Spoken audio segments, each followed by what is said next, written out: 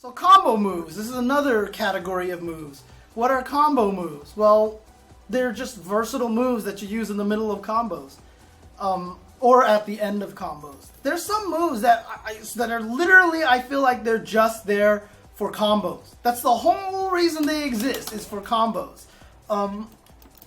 For example, like Ken's back medium punch is kind of a decent move, but you're definitely going to use it the most in combos kind of situation, right? The nice thing about this game is because there's so fewer moves, most moves have a really decent purpose, but there probably will still be a couple of cases where a move, the whole point really is just after, you know, like Ken's Crouch Fierce, you can use it as an anti-air, but you know, it's really good for good damage up close. So you can do off of jump attack, do crouching fierce uppercut. So for the most part, you're mostly going to use that move in combos.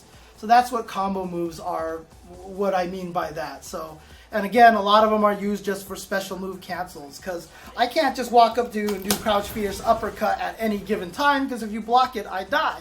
But if I know you've left yourself wide open and I land a big hit like a crush counter, and then all of a sudden I get to, what do you call it? So I get to punish you and I hit you with a crush counter, then I'm going to want a move that I can actually combo off of like this, right?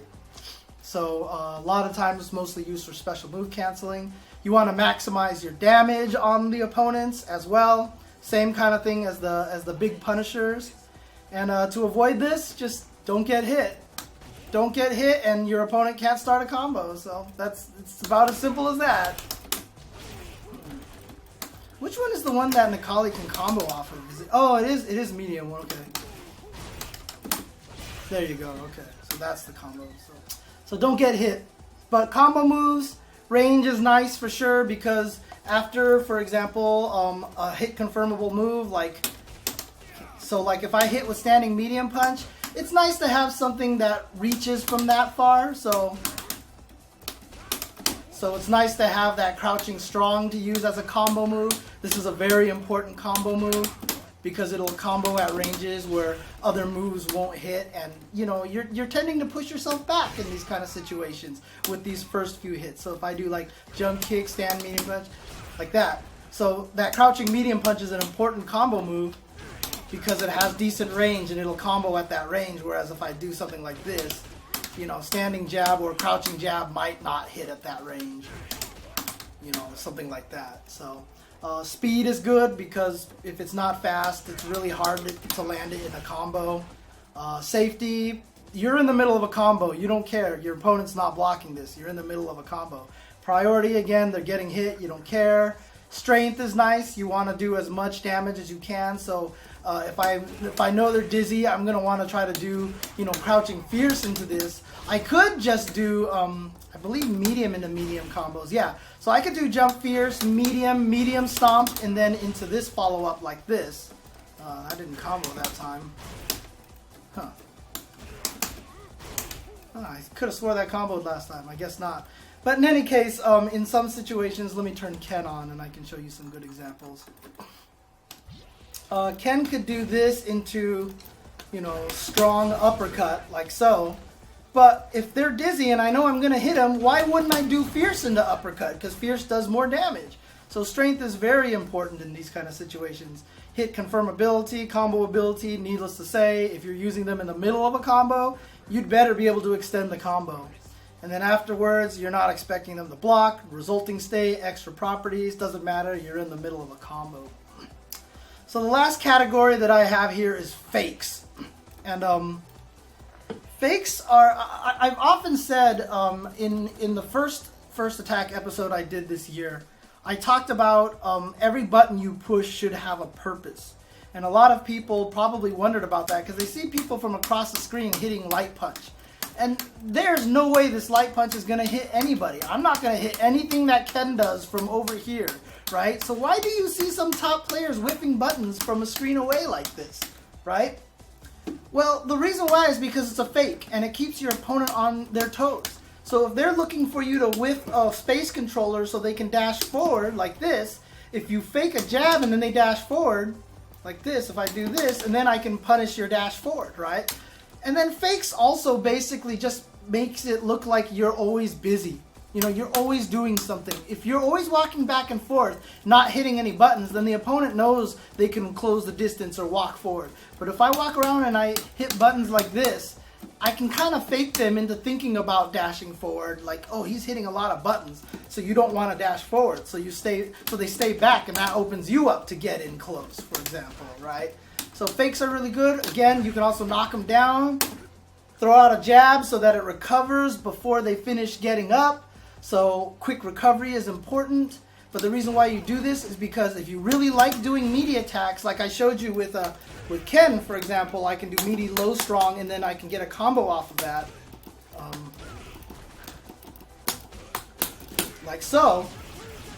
If I like to meaty strong like this, that means Necalli can wake up uppercut me, right? So if I do this and I do low jab instead, I'm basically faking the meaty and trying to bait Necalli into uppercutting, and then I can block it and then get the big crush counter combo afterwards. So that's another reason why fakes are very important to have. So you just sit here and go whiff, and then they uppercut and they get themselves killed. So you need quick recovery in those situations. You really gotta mix this stuff in. Because like I said, if you're only playing solid footsies like this, and trying to poke and hit them, and only space controlling, and then only whiff punishing, it gets a little bit readable. But if I walk around and I do this, all of a sudden, that really kind of opens things up for me, you know. Or if I want to fake a fireball, for example, you do a fireball motion plus light kick. And the reason why that works is because you actually don't realize it, but a lot of people can react to fireballs because they see Ken do that crouching motion, because that's what you do when you throw a fireball. So a lot of people actually don't react to the actual Ken fireball animation. They react to the fact that Ken is crouching. So if you do fireball with light kick, nothing comes out, but you also simulate that crouching motion, and that might get people to jump. So fakes, you know, fakes are good ways to make sure that, you know, you can get stuff in there. See, like that standing jab, I can freeze them because it looks like I'm trying to poke. That gives me the ability to walk in and throw. So fakes are pretty important, and you know, the only way to beat them really is just don't fall for them. If you see the fake, just be ready and realize that they might try to fake, so don't get baited by them. And then if you do see them fake like this, go ahead and start walking forward. Like if they fake, then you can walk forward and you catch them by surprise. Or, you know, again, it's just kind of like whiff punishing. If they're sitting there so intent on whiff punishing or space controlling, if they whiff a button, you can kind of use that opportunity to get in. But go in closely, because they are trying to bait you into something so they can punish you. So if you see them whiff a jab, just take a step forward. Just start walking at them, close your distance so you can get into this godlike Necalli low forward range, because Necalli's low forward range is really, really nice. So he has one of the nicer low forward ranges. There you go. So that's fakes right there. Again, range isn't important. In fact, the shorter range is better. Speed is important and safety is important, because you just want something that's fast and recoverable. And then from there, nothing else really matters. That's all you care about, is that they're fast and they recover quickly. I'm not going to fake with this button because I might die from this. Like, I'm going to fake with standing roundhouse and he happens to jump and I die. Like, so I'm going to fake with jab because then I can always be safe and recover. So really, when it comes to fakes, speed, safety, those are the most important things. And really quick, I just want to go through some air move categories here. So for example, reach is an important thing. So these are things that you want to understand about jumping attacks. Having a long range jump attack is always very important. It's probably usually your go-to jump attack. So if I use jump fierce and I see that it doesn't really have range, I'm going to really learn to use my jump roundhouse a lot, or my jump forward, because see, these have good range. So those are buttons I'm definitely going to hit a lot more than others.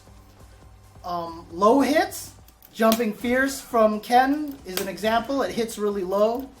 Zangief jump forward is another good example. These moves are really good because they can catch people off guard before they get a chance to actually anti-air you. So for example, Birdie has a great crouching strong, but he's also particularly tall when he crouches. So if I jump and then have a move that hits really low enough, I might actually hit him before he gets the crouching strong out in time.